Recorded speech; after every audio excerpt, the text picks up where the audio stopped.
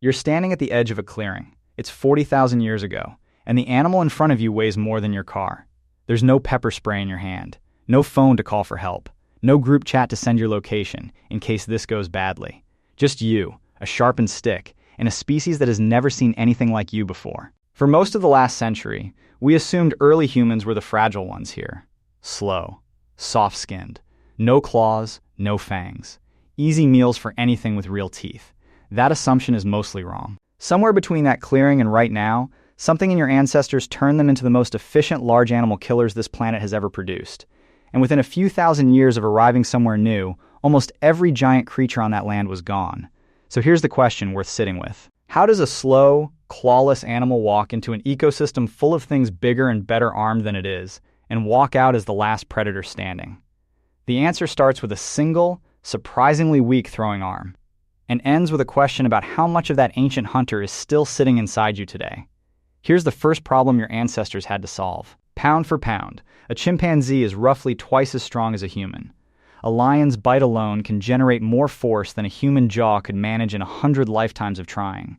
In a fair fight based on raw physical power, humans lose almost every time. So early humans stopped trying to win a fair fight. They changed what the fight was. Somewhere around 2 million years ago, the human shoulder rearranged itself. The joint dropped, the collarbone lengthened, and the tendons across the shoulder began storing energy the way a slingshot stores tension when you pull it back. A researcher named Neil Roach at Harvard studied exactly how much energy that mechanism releases in a single throw, and the number is strange. A human arm can unleash almost as much force in one throw as a much larger, more muscular animal ever could, because no other primate's shoulder is built to store and release energy that way. A chimpanzee, twice as strong as you in almost every other measure, throws like it's never done it before, because its shoulder simply isn't wired for it. Its best throw barely clears 20 miles an hour. A trained human arm, with no weapon thrower involved at all, can top 50. Yours is built for exactly this. Suddenly, a soft-bodied animal could hurt something from 30 feet away, without ever getting close enough to be hurt back. But a strong shoulder alone doesn't explain what happened next, because a lion cub is born already, knowing how to stalk. It doesn't need lessons. A human infant is born knowing almost nothing at all, dangerously helpless for years, unable to catch so much as a rabbit. That should have been a liability. Instead, it became the whole advantage. Every generation could take what the last one learned. Which angle worked, which weak point mattered, which season the herd moved through the valley, and add one more improvement on top, instead of starting over from instinct alone. A lion hunts today almost exactly the way lions hunted 100,000 years ago. Humans do not. That difference, small as it sounds, compounds faster than muscle ever could. A thrown rock stings. It does not kill a bison. So the point came next. Sharpened stone lashed to a shaft, turning blunt force into something that could open an artery. But a spear still meant getting within spear range of something that outweighs you by several tons, and spear range is not a safe place to stand. So the weapon got longer, without the arm having to get any closer. A spear thrower, a simple lever no longer than a forearm, multiplies the speed and force of a throw far beyond what a bare arm can manage alone. Archaeologists have pulled fluted stone points, still lodged between the ribs of mammoth skeletons, out of the ground on more than one continent. None of this required an app. None of it required a subscription. It required watching, failing, and trying again the next morning, for roughly 2 million years straight. One hunter with a spear thrower still cannot take down an 8-ton animal alone, so the next problem wasn't a tool. It was trust. Here's the question that should be sitting in the back of your mind right now. How do you convince a group of people to walk towards something that could kill every one of them in a single strike and actually believe it's going to work? The answer is coordination sharp enough to look, from the outside, almost like a plan drawn on paper, roles split between drivers and throwers. Animals herded toward a bog, a narrow ravine, or the edge of a cliff, where size stopped being an advantage. None of it works without a shared signal for now, and a shared understanding of what happens if someone breaks position too early. Somewhere along the way, that same instinct, the need to know exactly where your people are and whether the plan is holding, became the thing that makes you check your phone 40 times a day for a text that says nothing more urgent than on my way. Same wiring, much lower stakes. But a plan only works if the animal cooperates, and a frightened herd in open country doesn't. So hunters reached for one more tool that had nothing to do with spears at all: fire.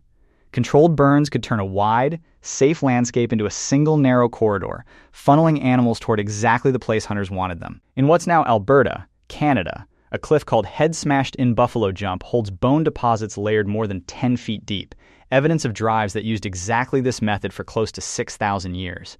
None of it needed to be fast. It only needed to be repeated, season after season, until the animal's own instinct to flee became the exact thing that walked it into a trap. The animal wasn't outmuscled.